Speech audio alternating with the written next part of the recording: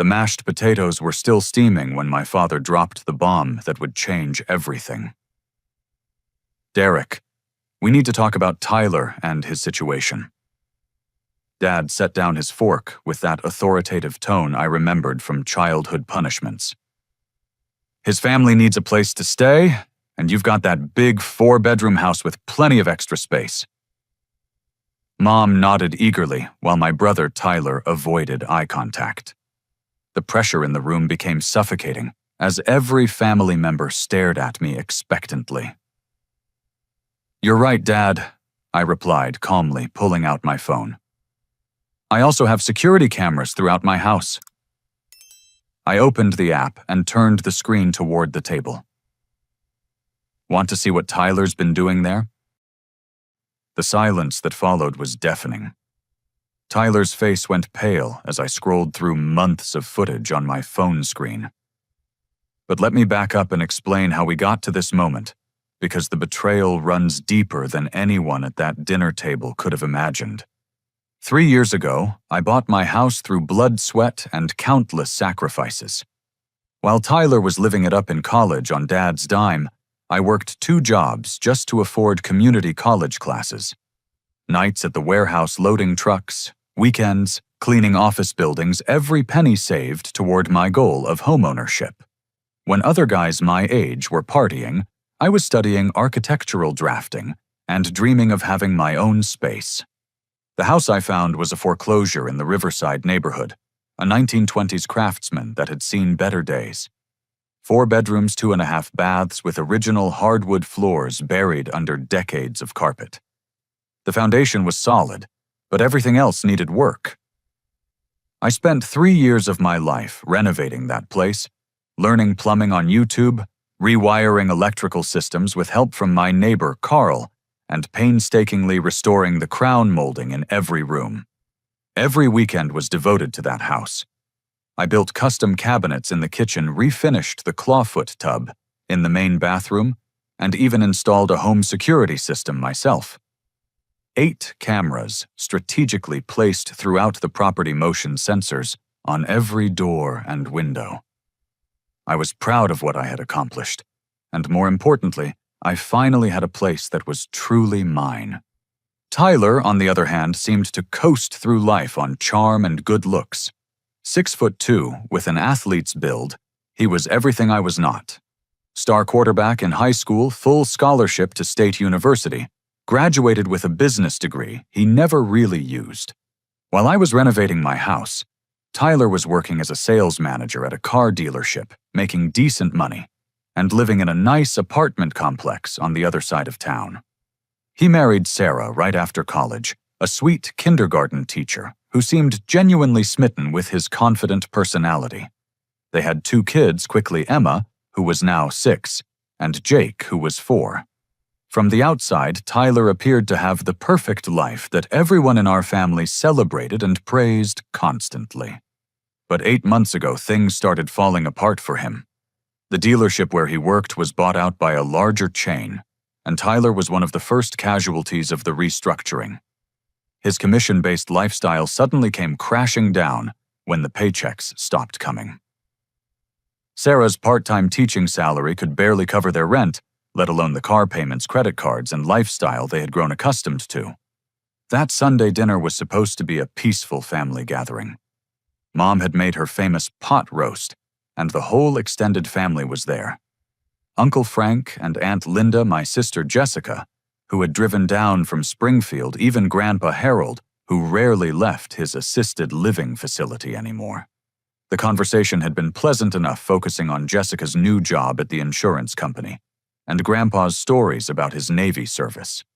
Then Dad cleared his throat and made his announcement about Tyler's situation and my supposed obligation to help. The way he presented it was not a request, but a foregone conclusion. Tyler and his family would be moving into my house. End of discussion. "Now hold on," I said, feeling my blood pressure rising. "Nobody asked me about this arrangement." Mom jumped in with tears already forming. "Derek, honey, they're going to be evicted next week. The children need stability, and you have all that space just going to waste." Tyler finally spoke up, his voice carrying that familiar mixture of desperation and entitlement. Look, little brother, I wouldn't ask if we had any other choice. We just need a few months to get back on our feet. You know family comes first. That's when I pulled out my phone and opened the security app. The footage I had discovered just 2 days earlier was still fresh in my mind, still making my stomach turn with anger and disbelief. Before we discuss any living arrangements, I said slowly, I think everyone needs to see what Tyler has already been doing at my house. I turned the phone screen toward the table and hit play on the first video. The timestamp showed 3 weeks earlier, 2 o'clock on a Tuesday afternoon, when I was supposed to be at work. Tyler's truck was pulling into my driveway, and he was using a key to enter through my front door. But he was not alone. The woman with him was definitely not Sarah. She was blonde, probably in her early 30s, wearing a tight red dress that left little to the imagination. Tyler had his arm around her waist as they walked into my living room, both of them laughing and clearly comfortable with the situation. What the hell is this, Tyler? Dad demanded, his voice losing some of its earlier authority. Tyler stammered, I can explain that it's not what it looks like. But I was not done. I swiped to the next video, this one from my bedroom camera. Tyler and the blonde woman were on my bed, my sheets, in my personal space.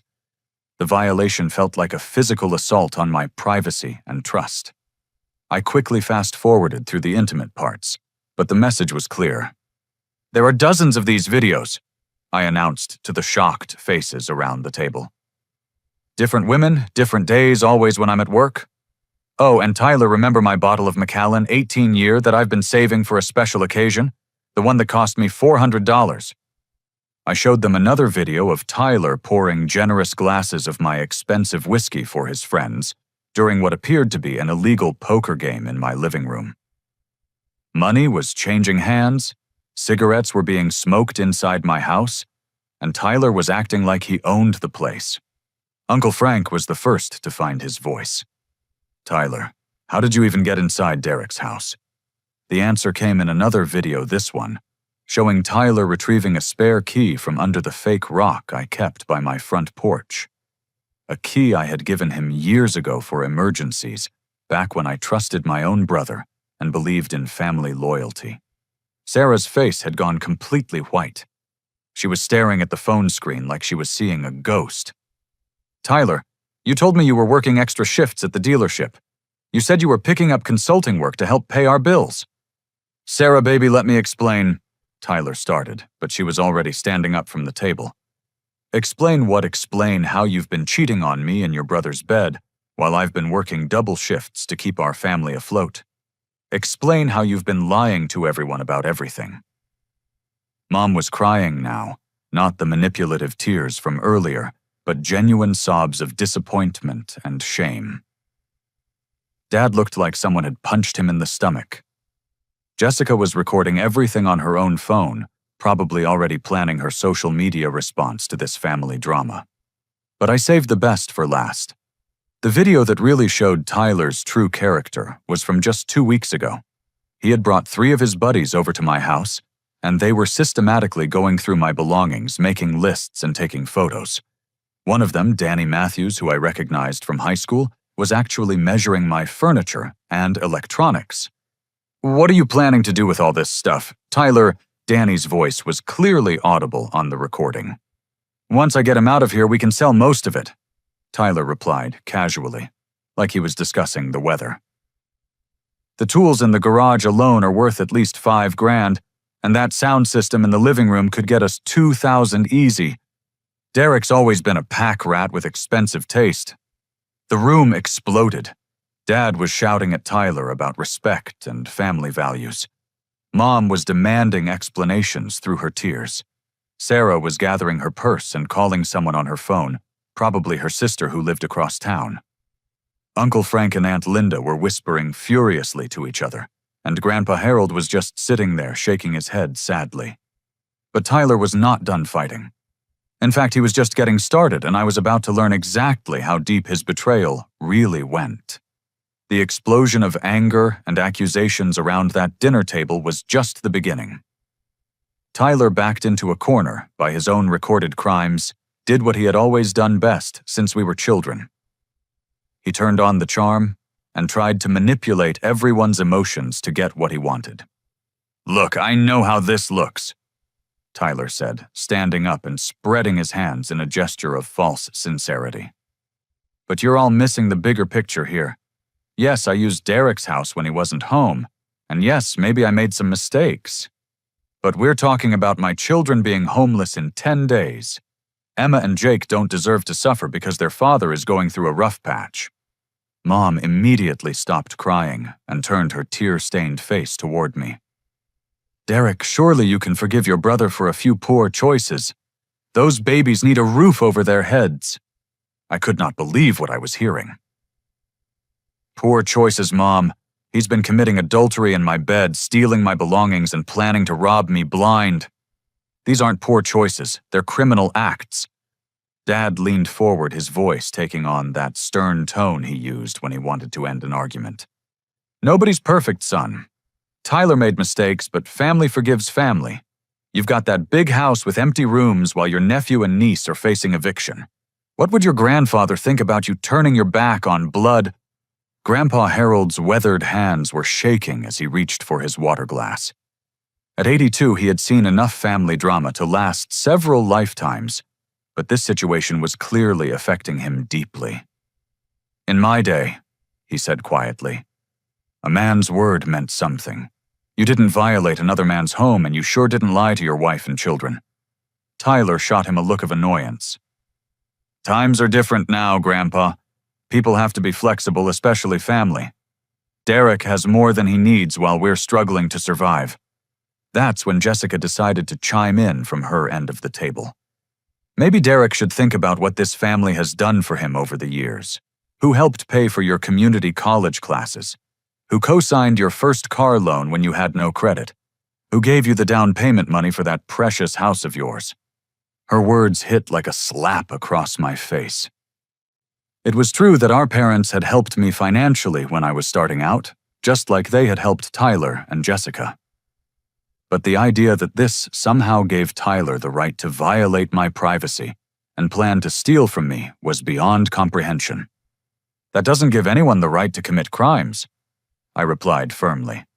"And it certainly doesn't mean I have to house someone who has already proven he can't be trusted."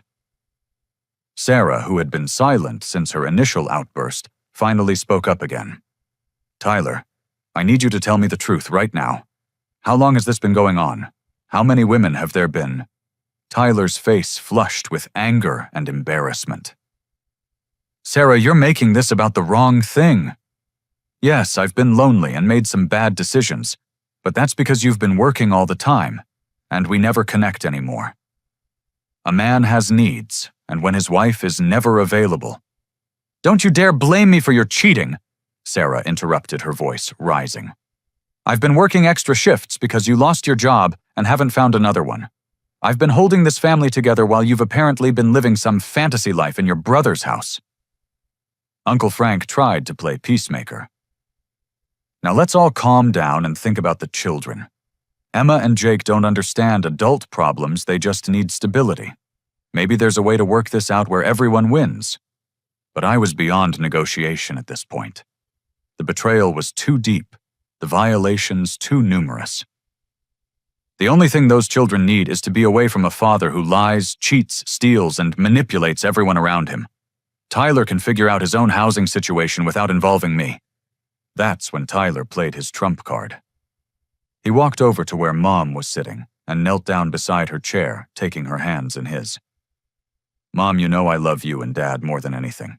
I've made mistakes, but I'm trying to do right by my family. If Derek won't help us, we'll have to move in here with you and Dad. I know it will be crowded with the kids and everything, but we don't have anywhere else to go." The manipulation was masterful and horrible to watch. Tyler knew exactly which buttons to push.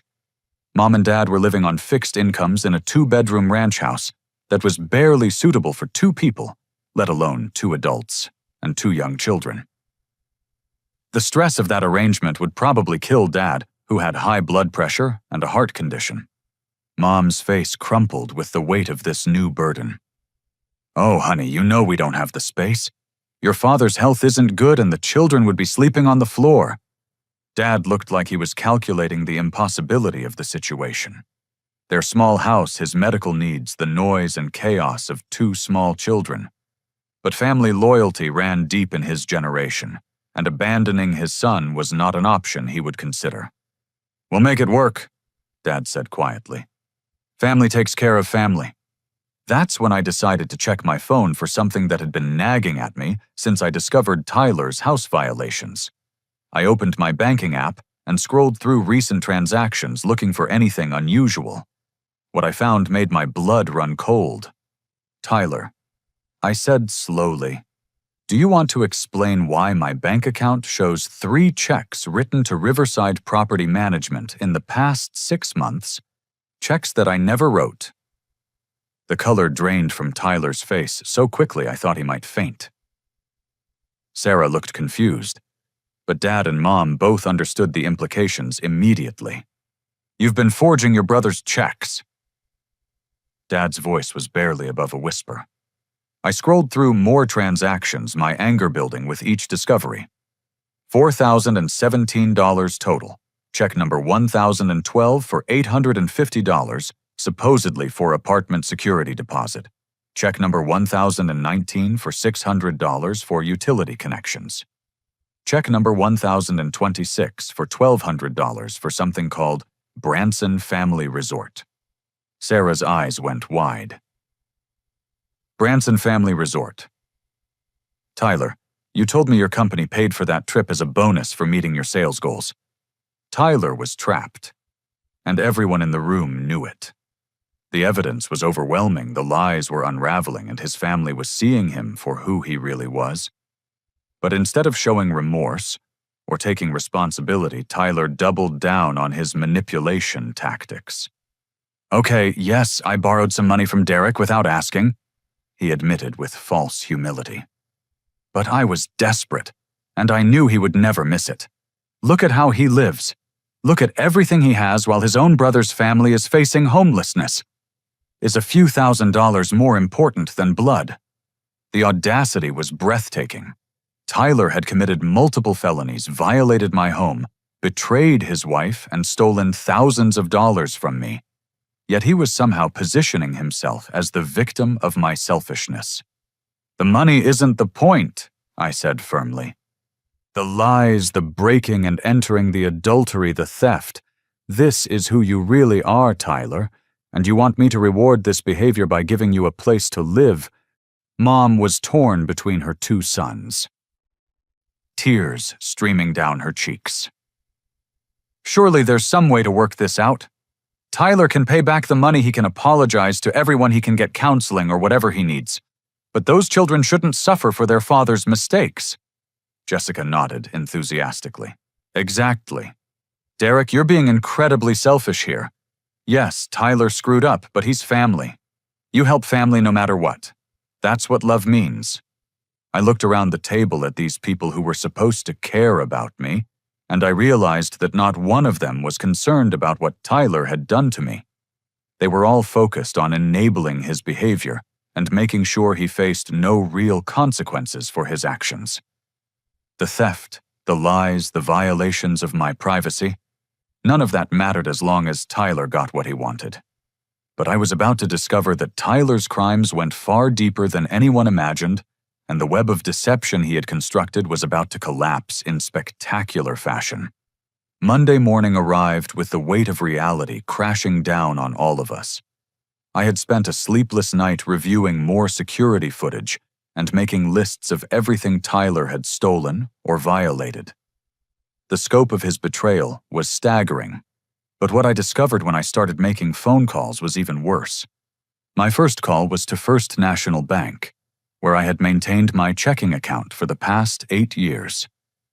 Karen Williams, the branch manager, knew me well from my mortgage application process and various business dealings through my architecture firm.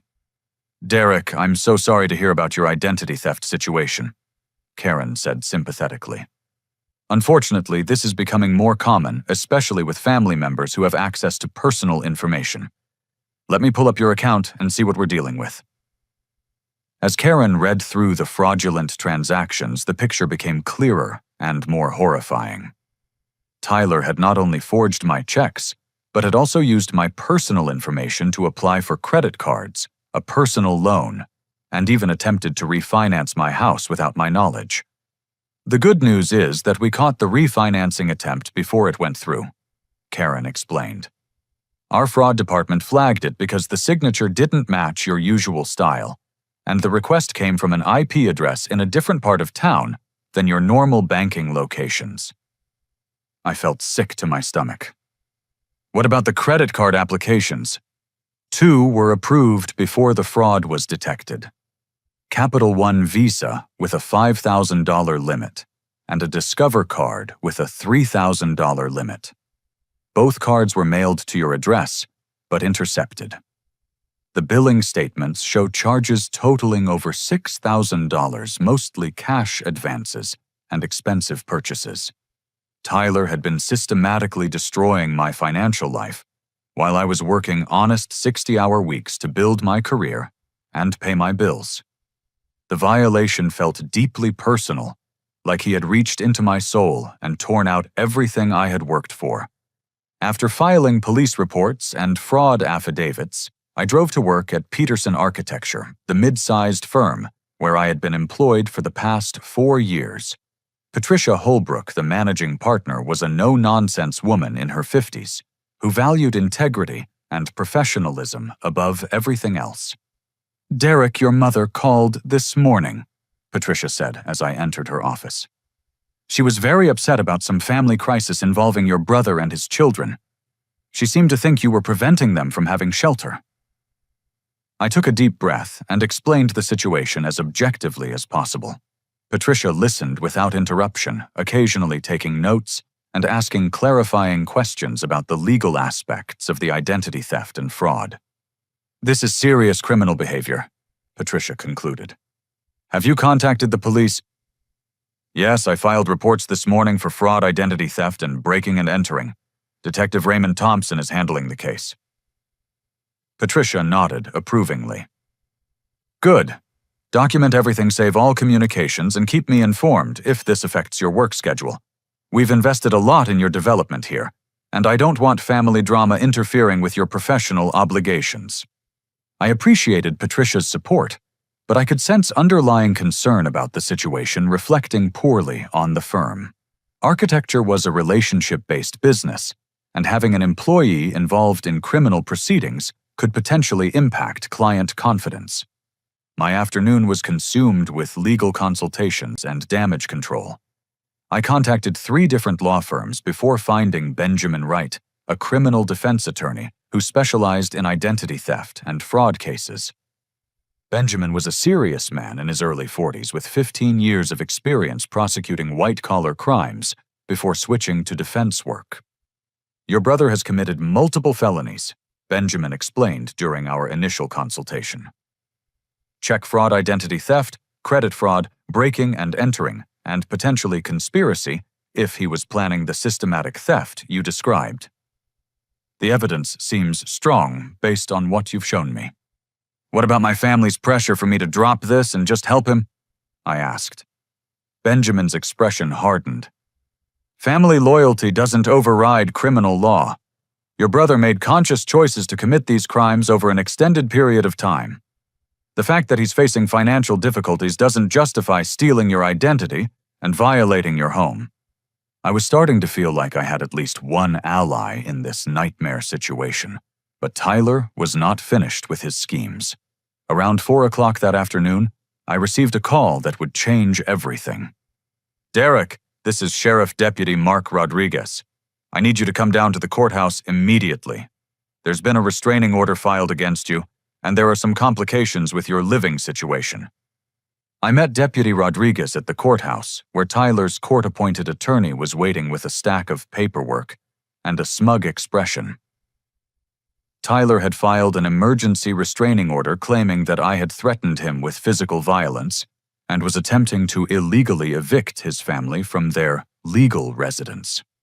The fake lease agreement Tyler had produced was impressively detailed and completely fraudulent.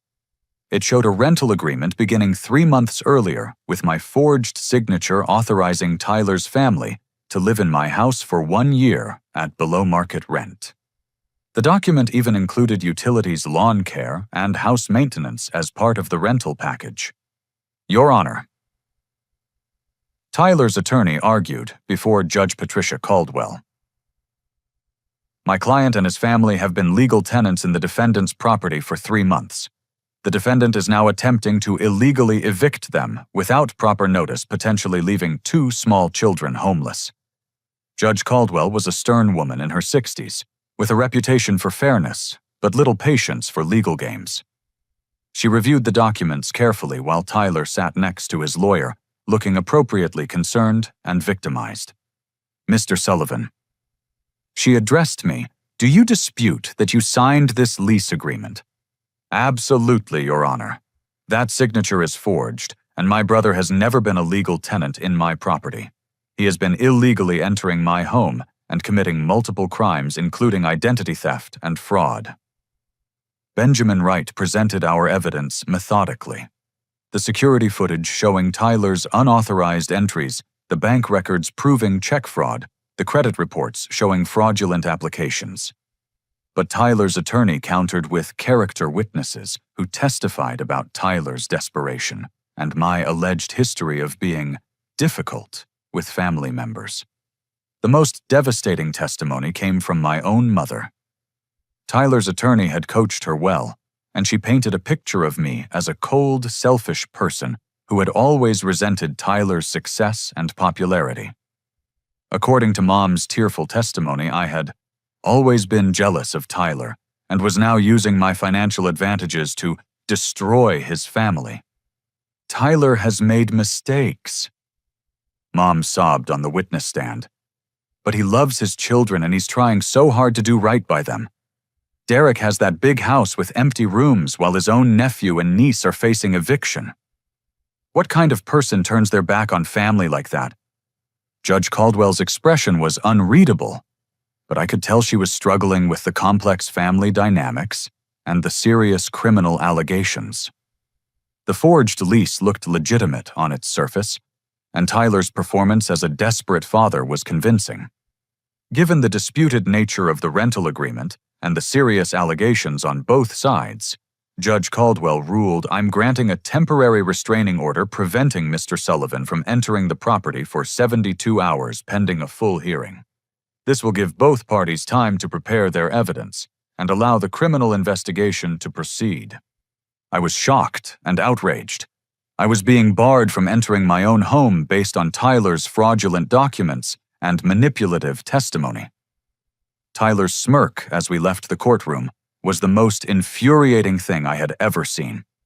But as I would soon discover, Tyler's legal victory was about to become his greatest mistake, because he was giving me 72 hours to uncover evidence that would destroy him completely. The next 72 hours were the most humiliating and eye-opening of my entire life. While Tyler and his family settled into my house like conquering heroes, I was forced to stay at the Hampton Inn on Riverside Boulevard, watching my bank account drain and my reputation crumble.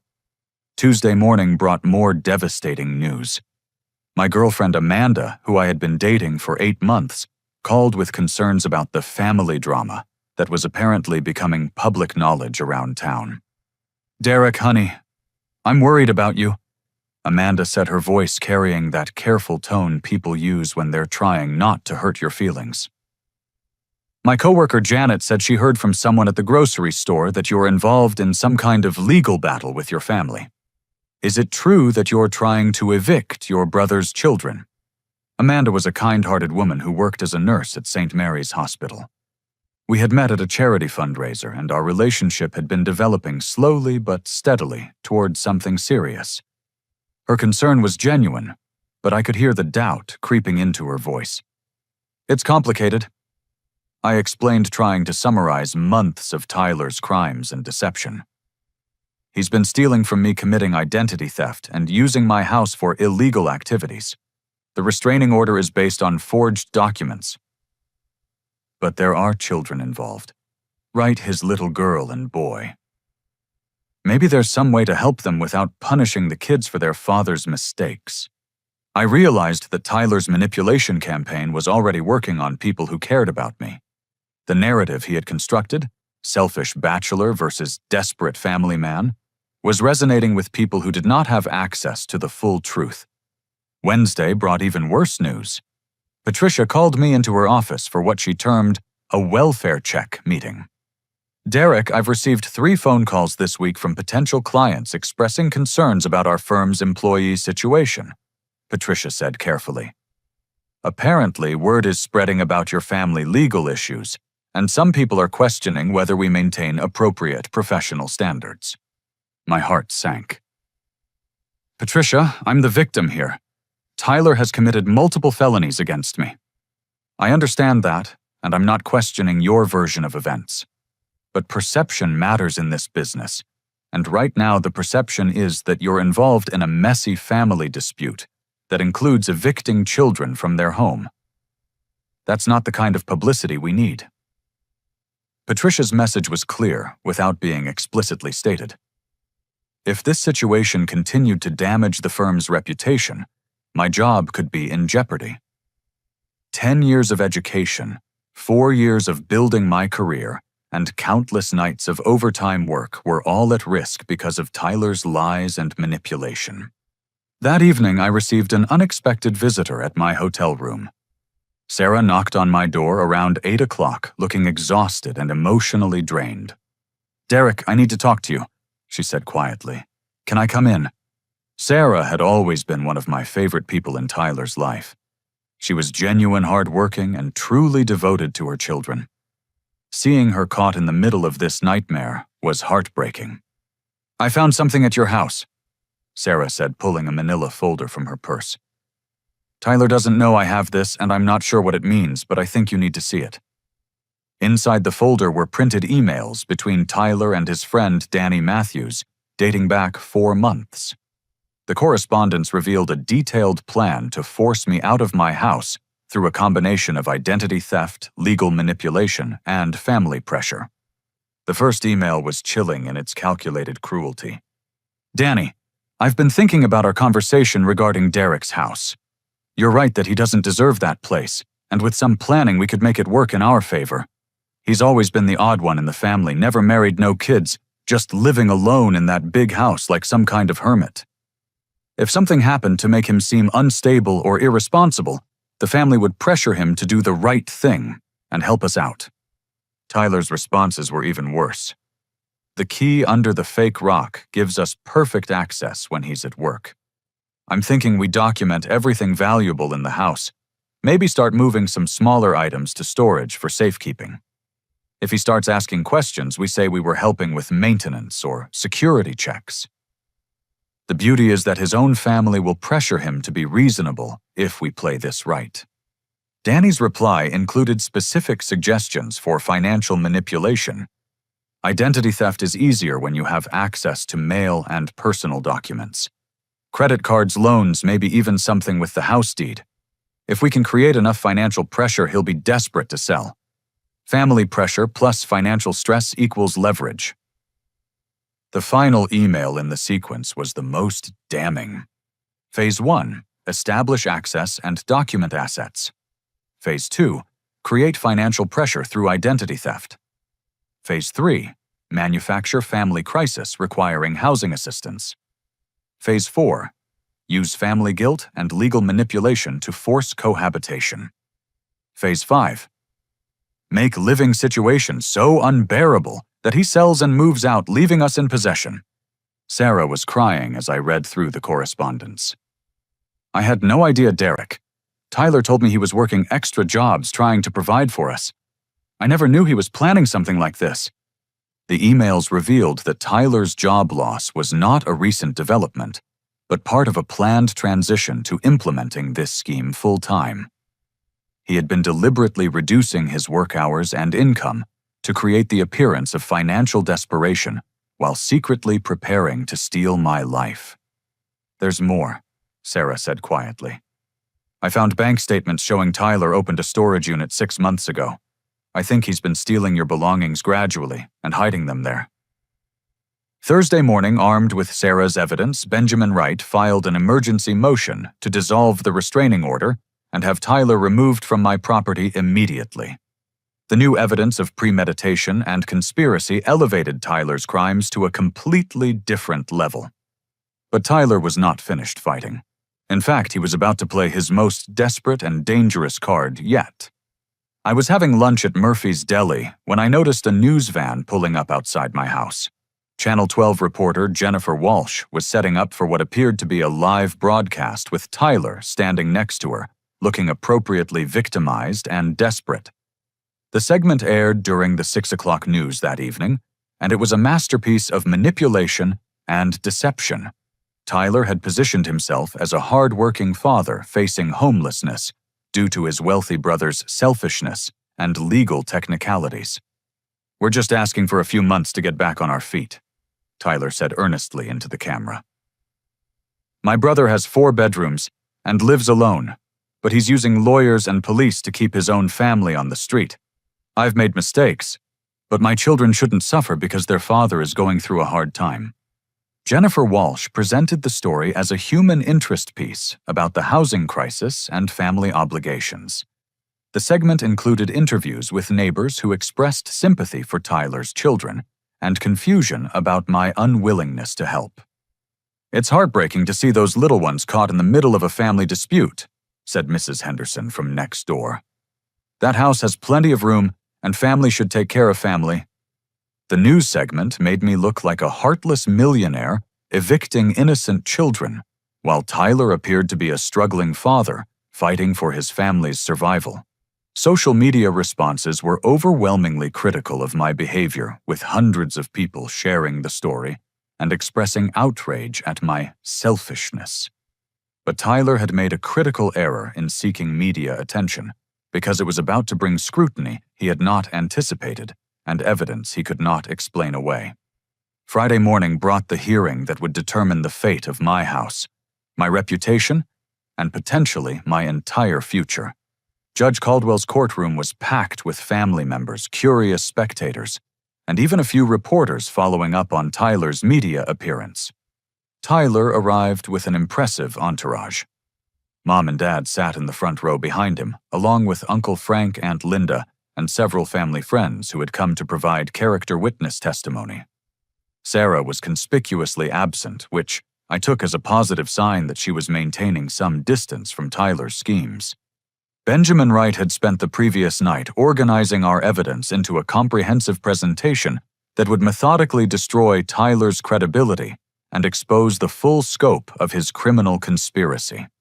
Tyler's court-appointed attorney, David Morrison, opened with an emotional appeal about family obligations and housing insecurity. He painted Tyler as a devoted father who had made minor mistakes, but was fundamentally trying to provide stability for his children. "Your Honor," Morrison argued, "my client acknowledges that he used his brother's house without explicit permission, and he's willing to pay rent and make amends for any misunderstandings. But the defendant's response has been completely disproportionate to the situation. We're talking about children facing homelessness, while their uncle lives alone in a 4-bedroom house." Morrison presented testimony from Mom, Dad, and Uncle Frank about my alleged history of being difficult and selfish with family matters. According to their testimony, I had always resented Tyler's success and was now using my financial advantages to punish him for his temporary struggles. "Derek has always been jealous of Tyler," Mom testified tearfully. "Tyler was popular in school, successful in sports, had a beautiful family. Derek never got over being the little brother who couldn't measure up." Dad's testimony was even more damaging. "I raised both my sons to understand that family comes first, no matter what. Tyler made some mistakes, but family forgives family. Derek's behavior shows a lack of basic human compassion. Uncle Frank attempted to position himself as a neutral mediator while subtly supporting Tyler's position. I've tried to help both nephews work this out reasonably, but Derek seems determined to destroy his brother rather than find a solution that helps everyone. The character assassination was brutal and effective. Tyler sat next to his attorney, looking appropriately remorseful and concerned, occasionally wiping away tears when testimony mentioned his children's welfare. But then Benjamin Wright began our counterattack, and everything changed. Your Honor, the respondents' family members have provided touching testimony about forgiveness and family loyalty, but they're missing crucial context about the systematic criminal conspiracy that brought us to this courtroom. Benjamin started with the security footage, playing the videos chronologically to show Tyler's escalating violations of my privacy and property. The adultery videos were edited to exclude explicit content, while clearly showing Tyler's pattern of bringing different women into my house. Judge Caldwell's expression grew increasingly stern as she watched Tyler's casual disregard for basic decency and respect. The poker game footage was particularly damaging, showing Tyler treating my house like his personal casino while smoking and drinking my expensive alcohol. These videos spanned 6 months. Benjamin explained, documenting not occasional lapses in judgment, but a systematic pattern of criminal behavior and disrespect. The bank fraud evidence was devastating. Benjamin presented each forged check with handwriting analysis comparing Tyler's signatures to mine. The credit card applications using my stolen identity were displayed with side-by-side photographs, showing Tyler using the fraudulent cards at restaurants, gas stations, and retail stores. The total financial theft exceeds $12,000, Benjamin announced. This includes forged checks, fraudulent credit card charges, and attempted real estate fraud when the respondent tried to refinance Mr. Sullivan's house without authorization. But the nuclear weapon in our arsenal was Sarah's folder of emails. Benjamin read selected portions aloud, and the premeditated nature of Tyler's scheme became undeniable. These communications prove beyond doubt that Mr. Tyler Sullivan engaged in a months-long conspiracy to defraud his brother, steal his property, and manipulate family relationships for personal gain. Tyler's face went pale as Benjamin read Danny's suggestions for making living situations so unbearable that he sells and moves out. The calculated cruelty of the plan was shocking even to Tyler's supporters. Morrison tried to object, claiming the emails were taken without Tyler's permission, but Judge Caldwell overruled him. These documents are evidence of potential criminal conspiracy, counselor. Their source is less relevant than their content. The most devastating moment came when Benjamin played one final piece of security footage that I had not shown to anyone previously.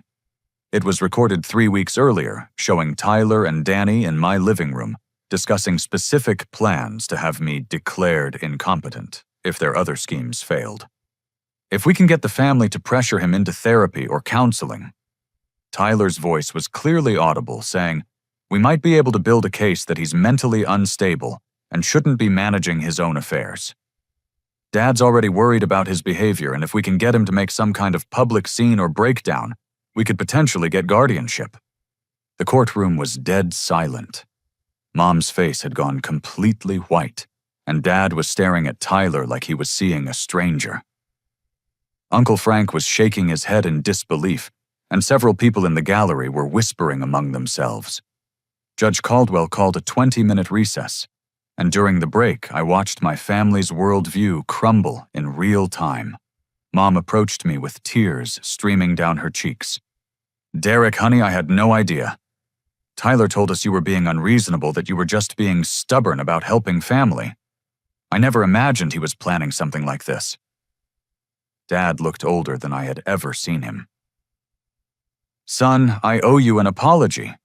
We've been wrong about this whole situation, and we've been wrong about you. Tyler's behavior is unforgivable.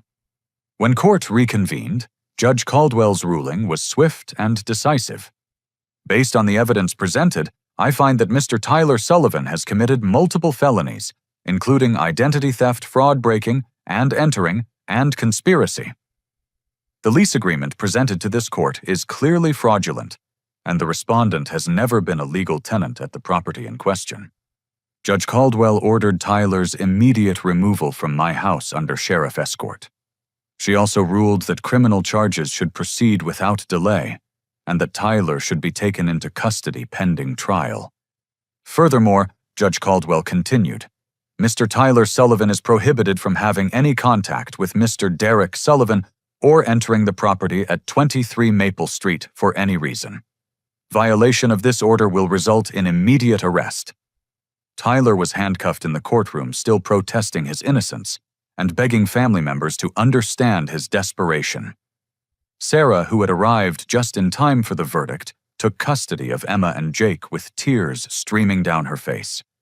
But Tyler's story was not finished yet. Even from jail, he was about to make one final attempt to manipulate public opinion and destroy my reputation completely. Tyler's arrest should have been the end of the nightmare, but it was actually just the beginning of a new phase of his manipulation campaign. Within 24 hours of being taken into custody, Tyler had managed to contact Jennifer Walsh from Channel 12 and spin a new version of the story. The Saturday evening news segment was even more damaging than Tyler's previous media appearance. Broadcasting from the county jail, Tyler presented himself as a victim of prosecutorial overreach and family betrayal.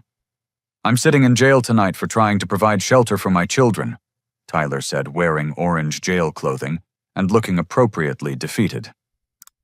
"My own brother used lawyers and police to have me arrested rather than showing basic human compassion. All I wanted was a few months to get back on my feet." Jennifer Walsh presented the story as a cautionary tale about the criminalization of poverty and the breakdown of family values in American society. The segment included interviews with legal experts who questioned whether Tyler's actions really justified felony charges. In many cultures around the world, extended family sharing housing resources is completely normal, said Professor Maria Santos from the university's sociology department. The American emphasis on individual property rights sometimes conflicts with traditional family obligations. The news segment made Tyler appear to be a political prisoner, while I came across as a vindictive property owner using the legal system to punish family members who needed help. Social media response was overwhelmingly supportive of Tyler, with thousands of people sharing the story and expressing outrage at his treatment. Local religious leaders weighed in with statements about forgiveness and family responsibility. Pastor Williams from First Baptist Church, where my parents were longtime members, gave an interview expressing disappointment about the situation. "We teach that family forgiveness and support are fundamental Christian values," Pastor Williams said. "It's heartbreaking to see a family torn apart by legal technicalities when reconciliation and grace should prevail." The media coverage was devastating to my reputation and mental health. Strangers were stopping me at the grocery store to express their opinions about my selfishness. Amanda called to say she needed time to think about our relationship. Even Patricia at work was receiving calls from potential clients expressing concerns about employing someone involved in such a controversial situation. But Tyler's media blitz was about to backfire spectacularly because it attracted the attention of investigative journalist Marcus Chen from The State Journal. Marcus specialized in exposing fraud and corruption, and something about Tyler's story did not sit right with him. Marcus contacted me Tuesday afternoon, requesting an interview and access to the complete evidence file. Unlike Jennifer Walsh's emotional human interest approach, Marcus was interested in documentation facts and verified information. "I've covered dozens of housing and family disputes over the years," Marcus explained during our initial meeting. "Your brother's story has some inconsistencies that suggest there's more going on here than meets the eye." I provided Marcus with complete access to the security footage, financial records, email evidence, and court documents. Benjamin Wright also cooperated, fully understanding that thorough investigative journalism might be our best defense against Tyler's media manipulation. Marcus spent 3 days reviewing evidence and conducting independent interviews. He spoke with Sarah, who provided additional documentation about Tyler's schemes. He interviewed neighbors who confirmed they had seen Tyler coming and going from my house at unusual hours with different companions. He even tracked down Danny Matthews, who initially tried to deny involvement, but eventually admitted to helping Tyler plan the identity theft scheme. The most damning evidence Marcus uncovered was Tyler's secret storage unit, which contained thousands of dollars worth of my stolen belongings. Marcus accompanied police to the unit where they found my grandfather's antique tool collection, expensive electronics artwork, and even furniture that Tyler had gradually stolen from my house. This wasn't someone taking shelter in a family member's home, Marcus told me. This was a systematic burglary operation disguised as a housing dispute. Marcus's investigative piece ran the following Sunday as a front-page feature story with the headline, "The Housing Crisis That Wasn't Inside an Identity Theft Scheme, Disguised as Family Dispute." The article methodically dismantled Tyler's narrative while presenting documented evidence of his crimes. The story included photographs of my stolen belongings in Tyler's storage unit, copies of the forged checks and fraudulent credit applications, and excerpts from Tyler and Danny's planning emails. Marcus had even obtained Tyler's cell phone records showing his coordination with Danny and his communications with various women he had brought to my house. Most importantly, Marcus interviewed FBI Special Agent Rebecca Davis, who explained that Tyler's crimes had crossed state lines when he used my identity to establish credit accounts in Missouri and Arkansas. "This is far more serious than a family housing dispute," Agent Davis stated in the article. Mr. Tyler Sullivan committed federal felonies that could result in 20 years in prison. The systematic nature of the identity theft and the premeditated planning make this a particularly egregious case. The investigative article completely reversed public opinion overnight. Comment sections that had previously been filled with criticism of my behavior were now expressing outrage at Tyler's manipulation and sympathy for my situation. Local religious leaders who had criticized my lack of forgiveness were notably silent about the new evidence. Jennifer Walsh aired a follow-up segment Tuesday evening attempting to maintain Tyler's victimization narrative, but the damage was done. The evidence was too overwhelming, and Tyler's credibility was completely destroyed. Wednesday morning brought news that would finally end Tyler's schemes permanently. Sarah called to inform me that she had filed for divorce and was moving with Emma and Jake to live with her parents in Oregon. "I can't stay in this state after everything that's happened," Sarah explained tearfully. "The children are traumatized by seeing their father arrested, and I need to start over somewhere nobody knows about this situation." Sarah's decision meant that Tyler's claimed motivation for needing my house was gone. He could no longer present himself as a desperate father trying to provide stability for his children when his own actions had driven his family away. That afternoon, Tyler's attorney contacted Benjamin Wright with a plea agreement proposal. Facing multiple federal charges and overwhelming evidence, Tyler was finally ready to accept responsibility for his crimes and face the consequences of his choices. But the legal resolution was just the beginning of a much longer process of healing and rebuilding trust with my family and community. 3 months later, I stood in the same courtroom where Tyler had been arrested, watching him receive his sentence for the crimes that had torn our family apart and nearly destroyed my life. Judge Caldwell's expression was stern, but not unsympathetic, as she reviewed the plea agreement Tyler had finally accepted. "Mr. Tyler Sullivan," Judge Caldwell began, "you have pleaded guilty to multiple counts of identity theft fraud, breaking and entering, and conspiracy. These crimes were not committed in a moment of desperation, but were part of a calculated months-long scheme to defraud your own brother and manipulate your family relationships for personal gain." Tyler stood in his orange jail uniform flanked by his court-appointed attorney and looking genuinely remorseful for the first time since this nightmare began. The months in county jail awaiting sentencing had apparently given him time to reflect on his choices and their consequences.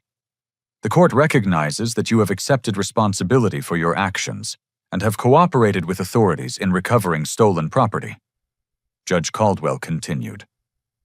"However, the systematic nature of these crimes and the violation of family trust require significant consequences. Tyler was sentenced to 4 years in state prison with the possibility of parole after serving 2.5 years if he completed counseling programs and made full restitution.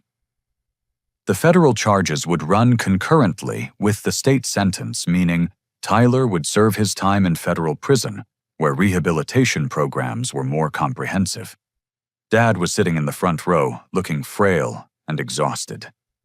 The stress of Tyler's crimes and the family division had taken a severe toll on his health, requiring hospitalization for high blood pressure and anxiety twice since Tyler's arrest.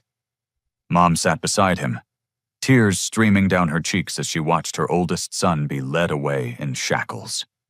The financial restitution Tyler owed me totaled over $18,000, including the stolen money fraudulent charges, legal fees, and damages to my house. The court ordered that Tyler's wages be garnished for the next 10 years to ensure payment, though Benjamin Wright warned me that recovering money from someone with no assets and limited earning potential would be challenging.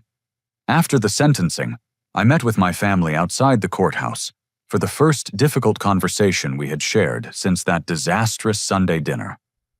The dynamic between us had fundamentally changed, and everyone was struggling to process their role in enabling Tyler's behavior. "Son, your mother and I owe you an apology that we can never fully express," Dad said, his voice shaking with emotion. "We failed you as parents by not seeing Tyler's true character, and we failed you as family by pressuring you to enable his criminal behavior." Mom was sobbing as she tried to speak. "I kept thinking about those little children, about Emma and Jake needing a place to stay. I couldn't see past that to understand what Tyler was really doing to you. I'm so sorry, honey. I'm so very sorry."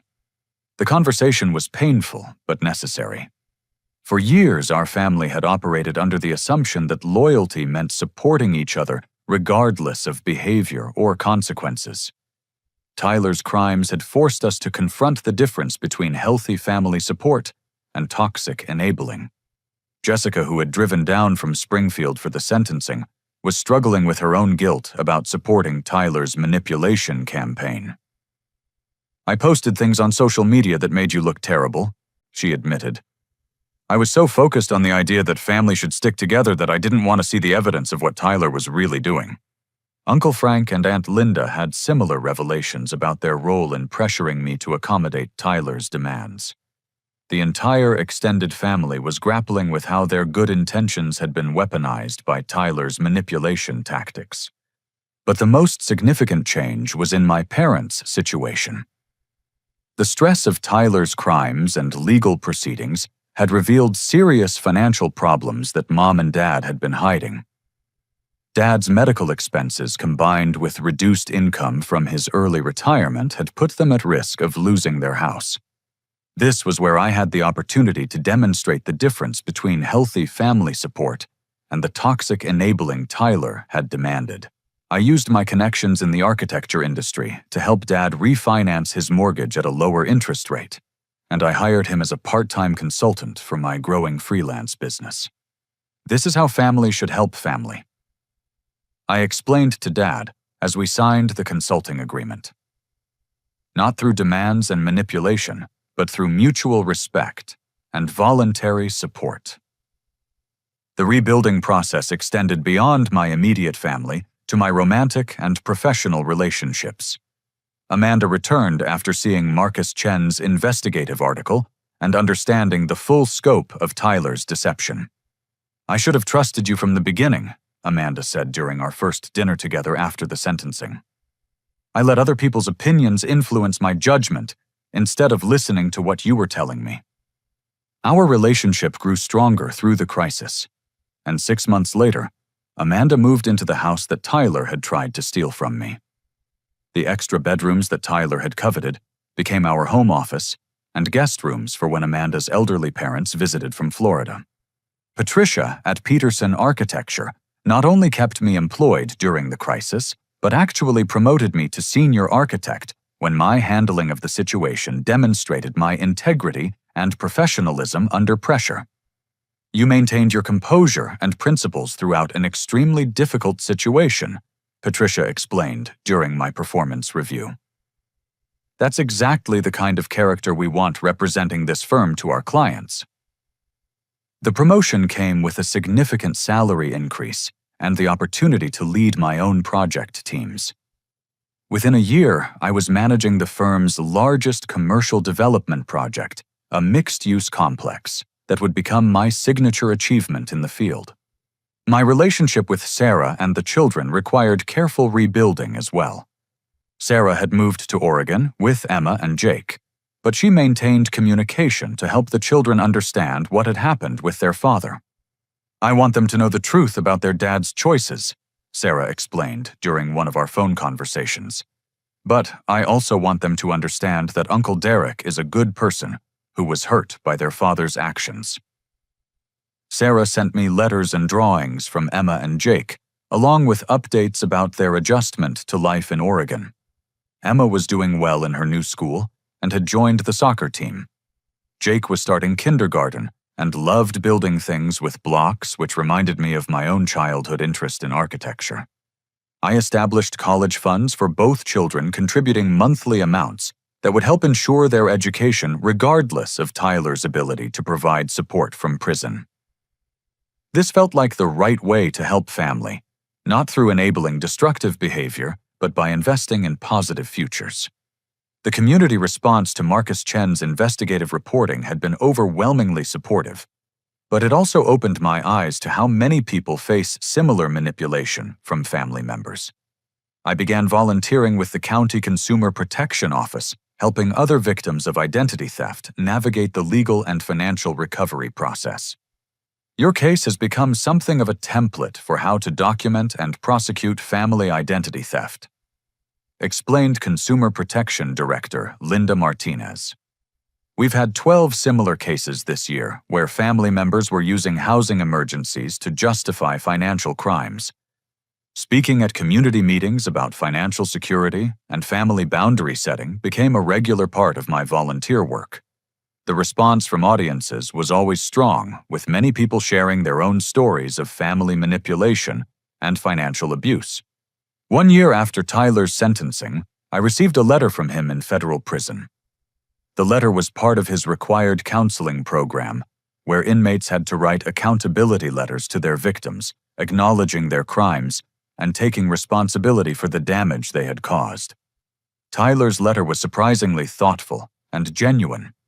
He acknowledged that his actions had been criminal and inexcusable, regardless of his financial pressures. He expressed understanding that his relationship with our family might never recover, and he accepted that consequence as appropriate for his choices. I spent so many years thinking that being charming and manipulative was the same as being smart, Tyler wrote. I thought I could always talk my way out of problems instead of actually solving them. The counseling here has helped me understand how toxic that mindset was, not just for you, but for Sarah and the kids, too. Tyler also revealed that his criminal behavior had not been limited to our family. He had been running similar scams on other relatives and friends, always positioning himself as a victim of circumstances, while systematically exploiting people's compassion and loyalty. I want you to know that I understand if you never want to see or speak to me again. Tyler's letter concluded. I destroyed your trust and violated your privacy in ways that can't be undone. But I also want you to know that your refusal to enable my behavior probably saved my life. If you had given in to the family pressure, I would have kept escalating until I destroyed everyone around me. I never responded to Tyler's letter, but I kept it as a reminder of how important it had been to maintain boundaries despite intense pressure from people I loved and respected. Sometimes the most loving thing you can do for someone is refuse to participate in their self-destruction. 2 years after Tyler's sentencing, Amanda and I were married in a small ceremony at our house, surrounded by family members who had learned to appreciate healthy relationship dynamics. Dad officiated the ceremony, having become an ordained minister through an online program as part of his own healing process. Marriage is about supporting each other's growth and success. Dad said during his ceremonial remarks, not about enabling each other's worst impulses or demanding sacrifice without respect. Mom had become involved with a support group for families affected by crime, and she often spoke about the difference between love and enabling. Her transformation from someone who prioritized family loyalty over accountability had been inspiring to watch. I used to think that love meant accepting any behavior from family members. Mom explained to the support group during one meeting I attended with her. Now, I understand that real love sometimes means setting boundaries and allowing people to face consequences for their choices. The house that Tyler had tried to steal became a symbol of what healthy family relationships could look like. Amanda and I hosted regular dinners where family members could gather without manipulation pressure or hidden agendas. Emma and Jake visited during summer vacations, and they seemed to thrive in an environment where adults were honest, respectful, and supportive. 3 years later, Tyler was released on parole and moved to a halfway house in another state. He contacted Dad to let our family know he was out, but he made no attempt to re-establish relationships or ask for assistance. According to Sarah, Tyler was working at a warehouse and attending counseling sessions, trying to build an honest life for the first time in years. I hope he succeeds, I told Amanda one evening as we discussed Tyler's release. But his success or failure isn't my responsibility. My responsibility is to maintain the healthy boundaries and relationships we've built. The life lesson from this experience had become clear over time. Family loyalty and love are precious things, but they cannot be based on enabling destructive behavior or accepting manipulation and abuse. Real family support means encouraging each other's growth, respecting each other's boundaries, and taking responsibility for your own choices and actions. The house that Tyler had coveted was now filled with genuine love, respect, and healthy relationships. Amanda and I were expecting our first child, and we were already planning how to teach our daughter or son about the difference between toxic enabling and healthy family support. Sometimes I think about that Sunday dinner where this all began when Tyler's sense of entitlement collided with my security cameras and documentation. The betrayal had been devastating, but it had also forced our entire family to confront unhealthy patterns that had been developing for years. Tyler's crimes had nearly destroyed my life, but ultimately they had led to stronger relationships, better boundaries, and a deeper understanding of what family really means. The extra rooms in my house were no longer empty. They were filled with love, respect, and the promise of a healthy future built on honesty and mutual support. Now I want to ask you something important. Have you ever faced a situation where family loyalty was used to pressure you into accepting unacceptable behavior? How do you balance supporting loved ones with maintaining healthy boundaries? Share your thoughts in the comments below, because these conversations help all of us navigate complicated family relationships. If this story resonated with you, please give it a like and subscribe to hear more stories about overcoming manipulation and building healthier relationships. Share this with someone who might benefit from understanding the difference between love and enabling. And remember, setting boundaries isn't selfish. It's essential for everyone's growth and well-being.